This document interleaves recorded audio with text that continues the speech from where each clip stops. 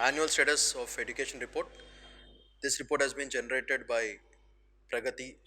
It's an NGO. Uh, so for this, just remember the major important statistics. That is more than sufficient. You will get It might be useful for your mains as well as this one. Okay. So Pratham, it's a civil society, children schooling and learning in rural India. So what you have to, so here the question of prelims might appear. They might give you a statement saying that Pratham is a civil society for urban, like that. So it is exclusively for rural India, launched in 2005, annually 2014 and switched to, they were providing annual reports before, now they are providing alternate years. So what is basic ASA? Basic thing is it collects information about enrollment.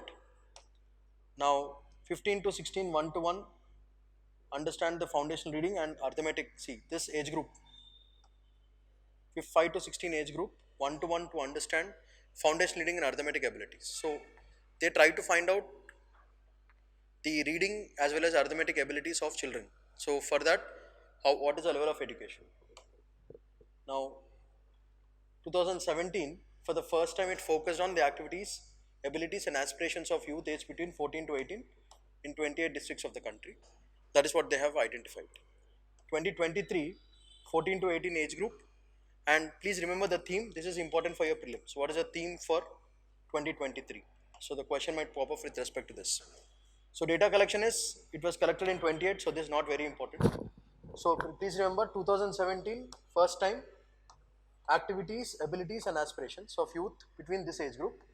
2023, beyond basics. That is a theme. Now overall enrollment ratio, just remember the percentages. You might be asked. Overall enrollment is 86.8. Not enrolled 14-year age group and above only 3.9%. 18-year-old 32.6. Look at this gap. Useful for your prelims. Majority of the people have taken the groups of arts and humanities, and so therefore it is very popular. Vocational training only 5.6% have taken. Basic reading, please remember, this is very important, this stats is very important. 25% cannot read below class 2 level. That's very bad. Mathematical abilities, more than half struggle with division, especially class 2 level division also. The students are not able to do. English ability, actually it is better than math, but not at great percentages. That is an important point. Next, gender based performance. Of course, females will do better than males, but the gender gap is very high. Males are more likely to have their own smartphones, so access to smartphones is more for men in comparison to women, boys versus girls, because still our patriarchal society is not yet dead. Son is more important, therefore smartphones given to men than women. So mobile penetration, almost all the youth have. Digital literacy at divide, females are less likely to know how to use a smartphone because the accessibility of smartphone is less, therefore the utility of the smartphone also becomes less. Skill deficit, there is a huge skill deficit among the adolescents. Adolescents there is a huge skill deficit.